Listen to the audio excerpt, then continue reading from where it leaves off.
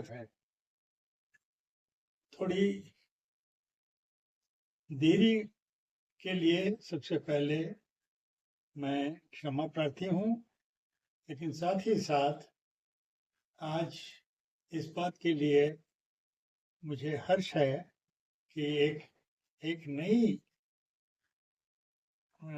नए विषय पर आप लोगों से गुफ्तगू करने का मौका मुझे मिल रहा है और वो विषय काफी दिलचस्प होगा, इसमें कोई शक नहीं है। तो दोस्तों, आज का जो विषय है उसको मैंने शीर्षक दिया है, नागपुर, आखिर नागपुर क्यों? आप कहेंगे नागपुर? हाँ, तो दोस्तों, वैसे तो नागपुर बहुत सारे हैं। आप भारत के उत्तर भारत के नक्शे में खास करके ढूंढेंगे तो बहुत सारे नागपुर मिल सकते हैं, लेकिन दो नागपुर प्रसिद्ध हैं। एक भारत के नक्शे में उसके नाभि स्थल पर, मतलब उसके केंद्र में बसा हुआ एक शहर है, वो है नागपुर।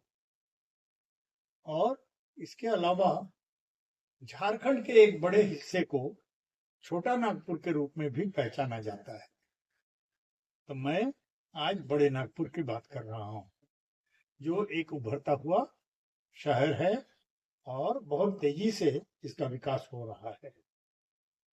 दोस्तों, अब हम आगे बढ़ेंगे।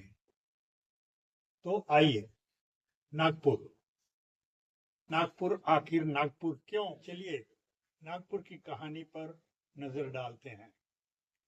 दोस्तों, आप अगर भारतवासी हैं तो जानते ही होंगे कि नागपुर शहर भारत के नाभि स्थल पर स्थित है और यह शहर तेजी से बढ़ रहा एक महानगर है। वैसे तो कई नागपुर उत्तर भारत में भी आपको मिल जाएंगे, लेकिन इस नागपुर की कहानी कुछ और ही है। ये मोटे तौर पर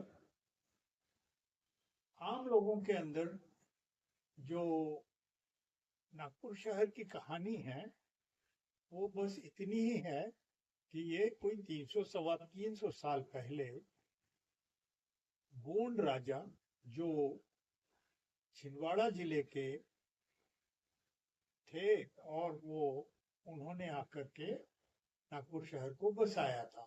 और ये समय कब था? ये समय औरंगजेब भारत के शासक थे, और औरंगजेब के अंतर्गत एक नई उभरती ताकत के रूप में गोंड राजा बख्त बुलंद शाह ने नागपुर शहर को अपनी राजधानी बनाकर एक बड़ा सा राज्य स्थापित किया था। और ये राज्य लगभग आज के तेलंगाना की सीमा तक फैला हुआ था। और दक्षिण की ओर अगर जाएं तो तेलंगाना, और उत्तर की ओर जाएं तो सातपुड़ा के पहाड़ियां इसकी सीमाएं थी। बाद में 18वीं शताब्दी की शुरुआत में अंग्रेजों के आने के पहले यहाँ लगभग 100 साल भोसला नामक एक वारलॉर्ड, मतलब जो युद्ध सरदार था, उसने गोंड राजवंश के अंदर जो आपसी झगड़े थे उसके निपटारे में सहायक होकर के नागपुर पर कब्जा किया, और फिर करीब 100 साल तक मराठों का या भोसला का राज्य नागपुर में रहा। और उस पीरियड में, उस काल में, उन्होंने इसकी सीमाएं एक तरफ उड़ीसा और दूसरी तरफ झारखंड तक फैला दी थी, और वहां से वो लोग बंगाल पर भी हमला करते थे। ये इतिहास में दर्ज है। लेकिन दोस्तों, कहानी यहीं खत्म नहीं हुई। दरअसल ये कहानी या ये जानकारी आधी अधूरी जानकारी है, अधिकतर लोग यही समझते हैं कि नागपुर का 300 सवा 300 साल पुराना है, लेकिन हम आपको ले चलेंगे और भी 1700 साल पहले के इतिहास में। तो चलिए अब नागपुर के असली इतिहास में प्रवेश करते हैं। इस कहानी का एक और पहलू यह है कि जिन लोगों ने नागपुर शहर को बसाया था, नागपुर नाम इसलिए पड़ा क्योंकि ये नाग नदी के किनारे बसा हुआ है। लेकिन दोस्तों, ये नाग नदी असली में कोई बहुत बड़ी नदी नहीं है, एक छोटा सा नाला है।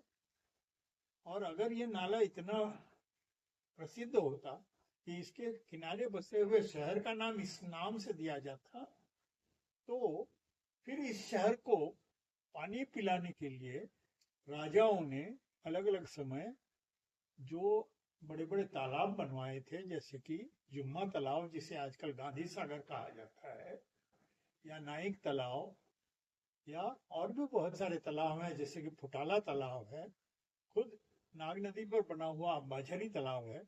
इन तालाबों की जरूरत नहीं पड़ती। तो ये कहानी भी कोई हजम नहीं होती।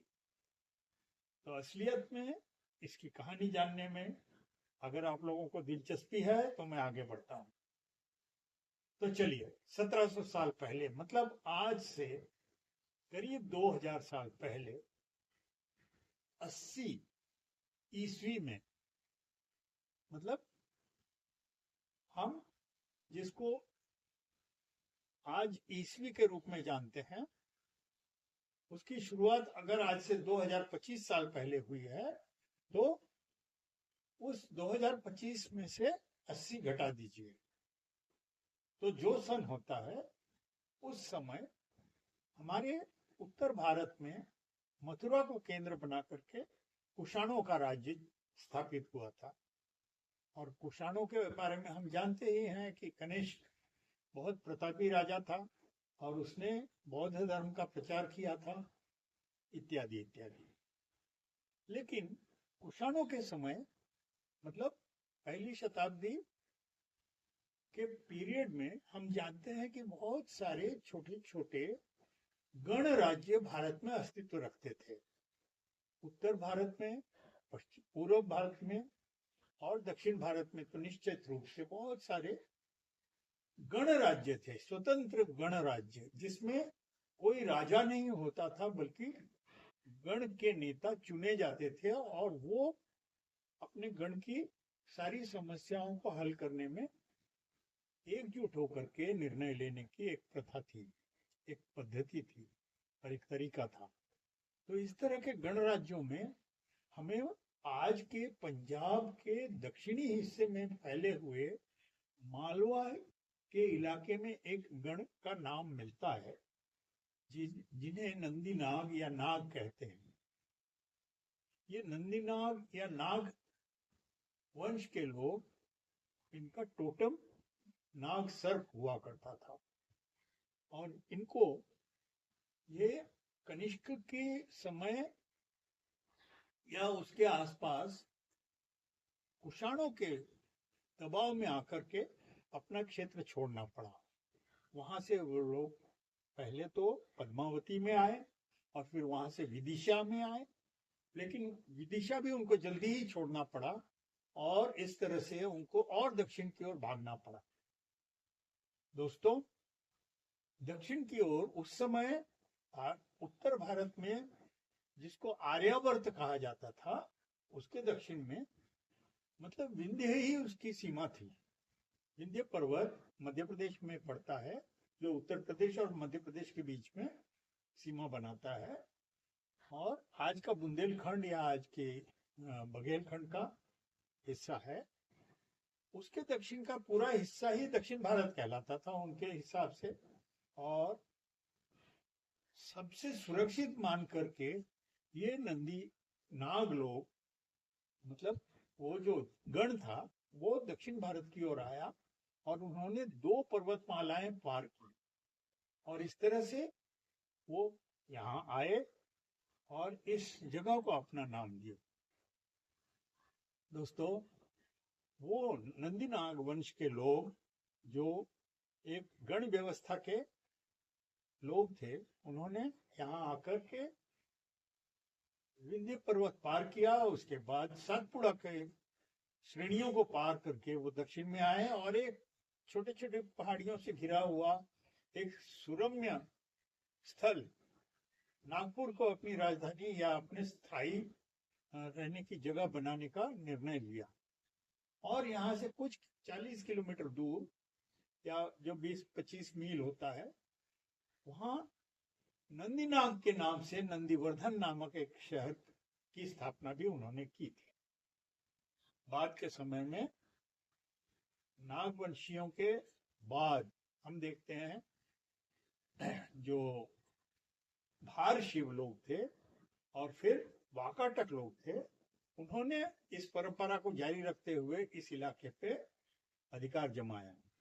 और ये समय 3वीं से 5वीं शताब्दी का होता है, जो कि उत्तर भारत में गुप्त वंश का पीरियड है, गुप्त वंश का काल है। तो गुप्त काल तक तो हमको इसका इतिहास मिलता ही है, लेकिन इससे भी आगे का इतिहास अगर आपको जानना हो तो राय बहादुर हीरालाल की एक किताब आपके काम आएगी। उस किताब का नाम है inscriptions of CP and Berar. इसमें उन्होंने नागवंशियों के वंशावली का विस्तार से वर्णन किया है। आप चाहें तो उसमें इसे ढूंढ कर देख सकते हैं। इस किताब में